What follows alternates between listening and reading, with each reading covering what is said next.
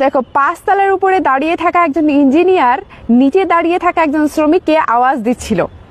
তো 5 তলা থেকে যেহেতু আওয়াজ দিচ্ছিল, শ্রমিক সেহেতু শুনতে পায়নি। তো ইঞ্জিনিয়ার একটা বুদ্ধি খাটালো, ভাবলো যে আমি 100 টাকার একটা নোট নিচে ফেলে দিই। যখন টাকাটা সে দেখবে অবশ্যই সে উপরের দিকে তাকাবে, আর আমি তাকে ডেকে নিব উপরের দিকে। তো ইঞ্জিনিয়ার 100 টাকার একটা নোট নিচের মধ্যে ফেলে দিল। তো টাকাটা যখন নিচে পড়লো, শ্রমিক দেখলো আর দেখে পকেটের মধ্যে রেখে দিল। সে কিন্তু আর উপরে তাকালো না। তখন ইঞ্জিনিয়ার ভাবলো যে যেহেতু 100 টাকার নোট, সেহেতু হয়তো উপরের দিকে সে তাকায়নি। একটা কাজ করি, 500 টাকার একটা নোট নিচে ফেলে দিই। তো সেই হিসাবে ইঞ্জিনিয়ার 500 টাকার একটা নোট নিচে ফেলে দিল। সে 500 টাকার নোটটাও পকেটে রেখে দিল, উপরের দিকে তাকালো না। তারপর ইঞ্জিনিয়ার ভাবলো যে এভাবে কাজ হবে না।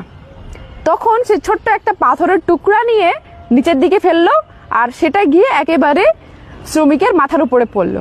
যখনই সে আঘাত পেল, তখনই সে উপর দিকে তাকালো, আর ইঞ্জিনিয়ার তাকে উপর দিকে ডেকে নিল।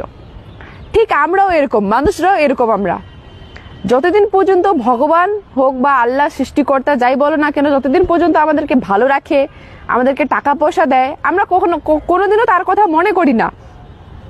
যখনই এই পাথররূপী দুঃখ কষ্ট আমাদের জীবনে ভগবান দেয়, তখনই আমরা হাত জোর করে উপরের দিকে তাকাই যে হে ভগবান, হে আল্লাহ, তুমি এটা কি করলে? এটা আমার সাথে কেন হলো? তুমি এই দুঃখটা আমাকে কেন দিলে? এই কষ্টটা আমাকে কেন দিলে? তাই না? এরকম করি তো।